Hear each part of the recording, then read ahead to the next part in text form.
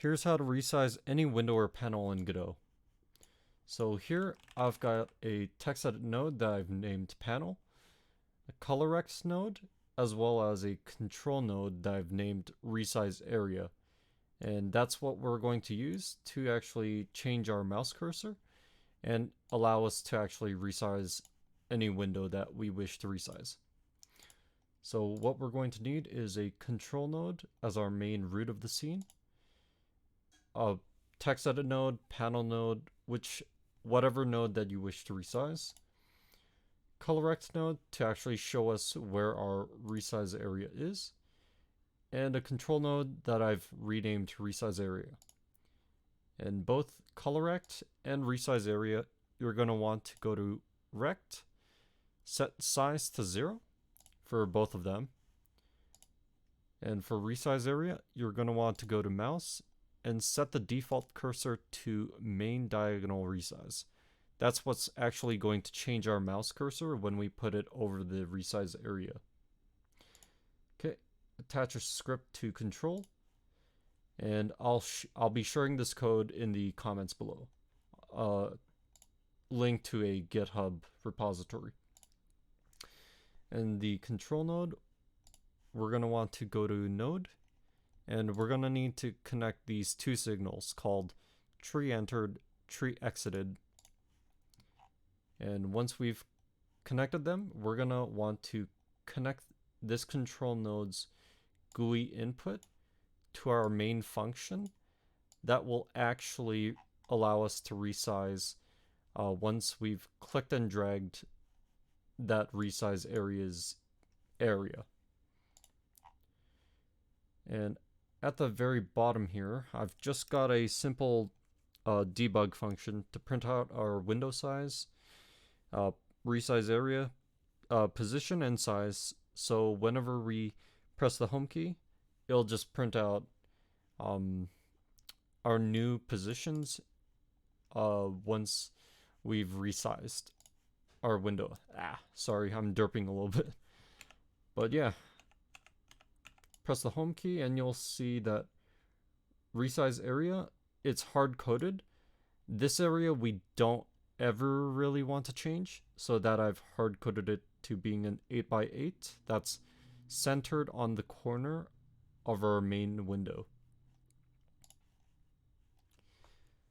So at the top here, there's the hard coding for the area that we're going to detect and indicate a diagonal window resize. So hard coding for area of the resize area node.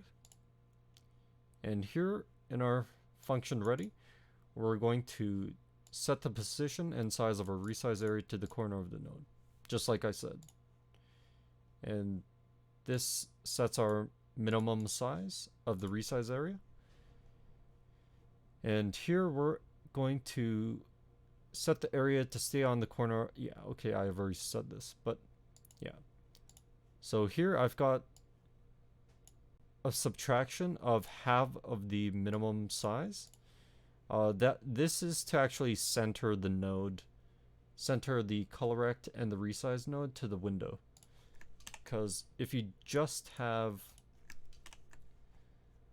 panel rect size set to resize area rect position, you'll see that it sets the position right on the corner, and that doesn't usually give a good feeling to resize. Feels a little janky, so that's why I've set it to that's why I've subtracted half of the min size from the panel's rect size. This is a debug statement. You can remove that as you see fit. And this is our color rect node. This is to actually show where our resize area is. So if I hide that, we'll still be able to resize it because resize area exists and the code exists to resize it. It's just useful for testing and debugging if you want to manually adjust this hard-coded size, or if you want to change the position. It's just easier to actually see where that size is. So we're just giving color rect the same size and the position of our resize area. And this is the actual main function to actually resize the window. When we're clicking and dragging, if input is action pressed, honestly this should be called is action held, but whatever. So whenever we click and hold our mouse, we're going to get the global mouse position and set it to our rect size of our panel. And then this is the same code from above, right here. And that's about it. Thanks for watching.